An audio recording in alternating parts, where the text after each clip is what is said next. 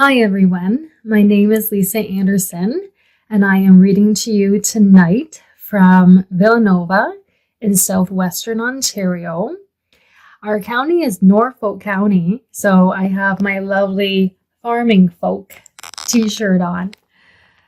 And they've created a little business of t-shirts for Norfolk County, so I thought that was pretty neat.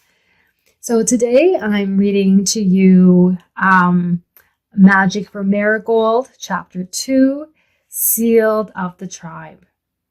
Things were rather edgy in the Leslie clan for a few weeks. As Uncle Charlie said, they had their tails up. Cousin Sibylla was reported to have gone on a hunger strike, which she called a fast about it. Stasa and Teresa, two affectionate sisters, quarreled over it and wouldn't speak to each other. There was a connubial rupture between Uncle Thomas and Aunt Catherine because she wanted to consult Ouija about a name.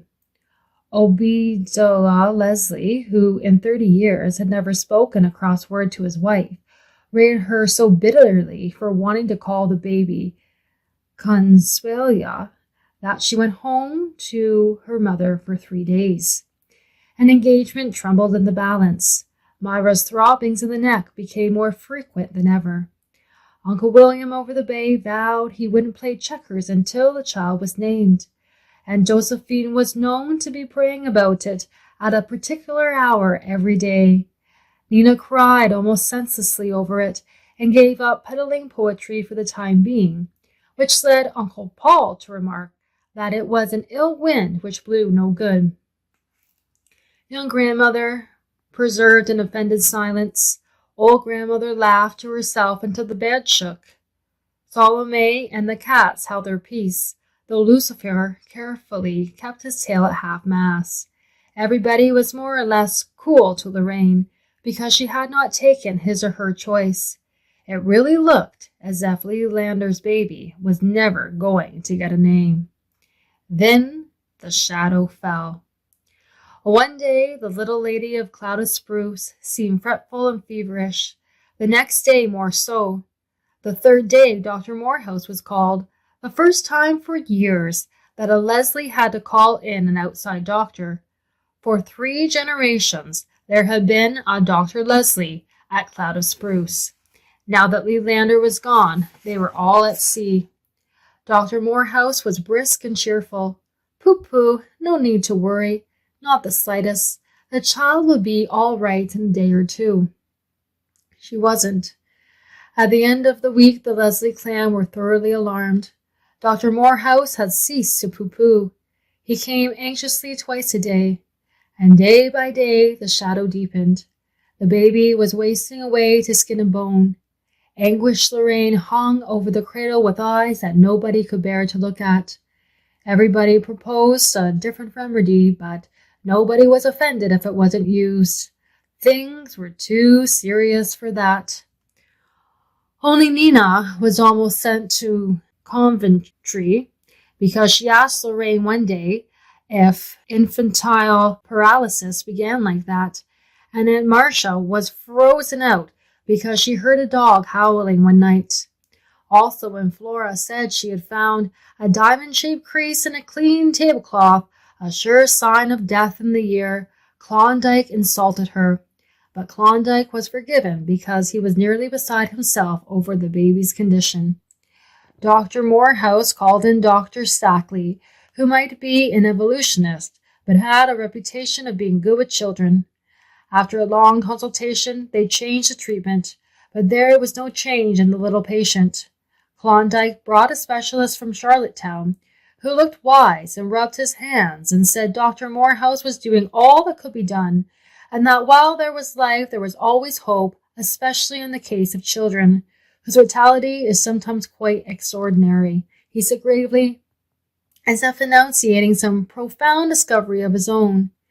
It was at this juncture that great Uncle Walter, who hadn't gone to church for 30 years, made a bargain with God that he would go if the child's life was spared, and that great Uncle William over the bay recklessly began playing checkers again. Better break a vow before death than after it. Teresa and Stasa had made up as soon as the baby took ill. But it was only now that the coolness vanished between Thomas and Catherine. Thomas told her for goodness sakes to get Ouija or any darn thing that might help.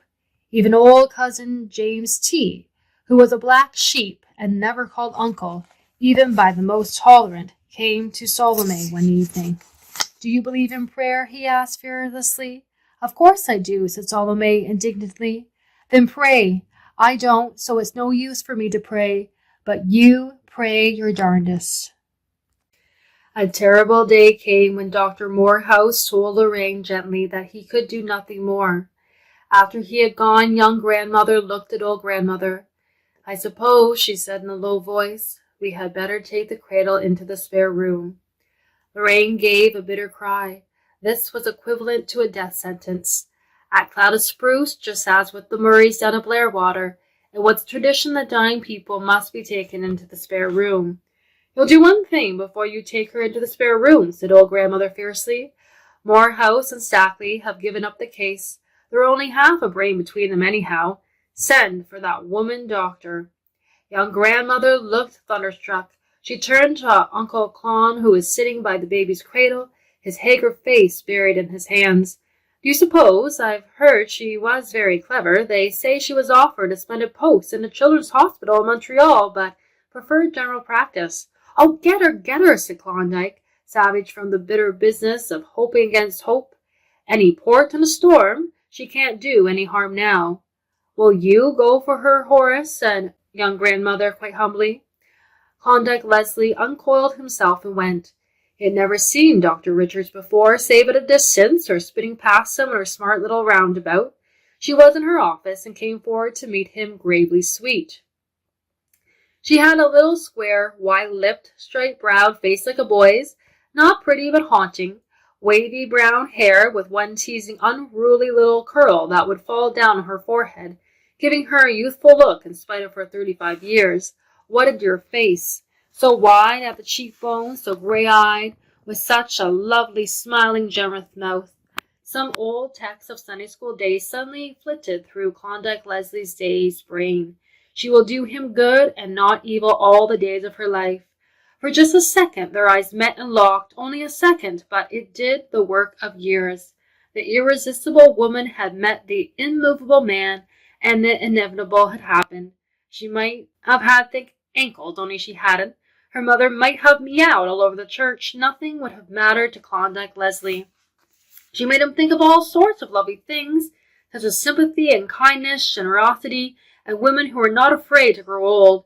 He had the most extraordinary feeling that he would like to lay his head on her breast and cry like a little boy who had got hurt, and have her stroke his head and say, "Never mind, be brave, you'll soon feel better, dear." "Will you come to see my little niece?" he heard himself pleading. "Dr. Morehouse has given her up. We're all very fond of her. Her mother will die if she cannot be saved. Won't you come?" "Of course I will," said Dr. Richards. She came. She said little, but she did some drastic things about diet and sleeping. Old and young grandmothers gasped when she ordered the child's cradle moved out on the veranda. Every day for 2 weeks her light, steady footsteps came and went about Cloud of Spruce. Lorraine and Salome and young grandmother hung breathlessly on her briefest word.